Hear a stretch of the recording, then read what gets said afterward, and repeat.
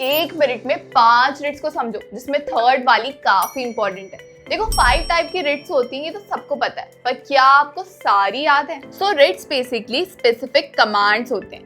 पहली है habeas corpus. इसमें अगर इंसान को इल्लीगली डिटेन किया गया हो और बिना रीजन बताए अगर पुलिस उस इंसान को कस्टडी में ले ले, तब ये रिट काम आती है। इसका मतलब होता है टू प्रोड्यूस अ बॉडी।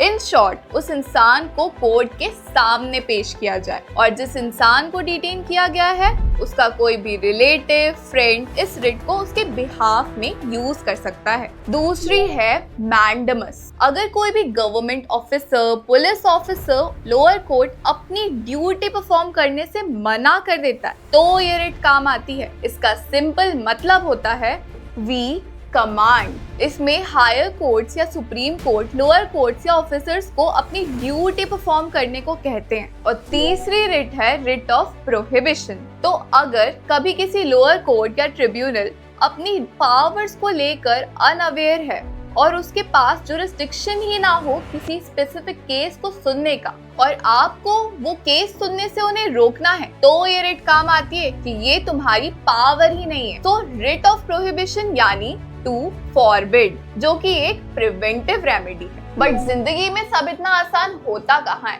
मना करने के बाद भी अगर लोअर कोर्ट या ट्रिब्यूनल केस सुनना स्टार्ट कर देती है और अपना डिसीजन दे देते हैं आउट ऑफ जुरिस्डिक्शन या नेचुरल जस्टिस एंड पावर का मिसयूज करते हुए, तो इस गलती को करेक्ट करने के लिए काम आती है रिट ऑफ सर्चुररी, जिसका मतलब होता है टू बी सर्टिफाइड, जहां हायर कोर्ट्स लोअर कोर्ट के डिसीजन को क्वैश कर देती है। तो ये एक तरीके से क्योर कर रही है, इसलिए ये क्यूरेटिव नेचर की रेमेडी है। और लास्ट में आता है क्यू वारंटो। इसमें कोर्ट पूछता है कि बाय व्हाट अथॉरिटी, मतलब तुम किस अथॉरिटी से उस पोस्ट पर बैठे हुए हो, और अगर अपॉइंटमेंट इलीगल हो तो उसे तुरंत उस पोस्ट को छोड़ना पड़ता है। तो फिर बताओ कैसी लगी ये 5 टाइप की रिट्स? ऐसी इंफॉर्मेशन को जानने के लिए फॉलो करते रहिए आशाएं जुड़ी श्री को।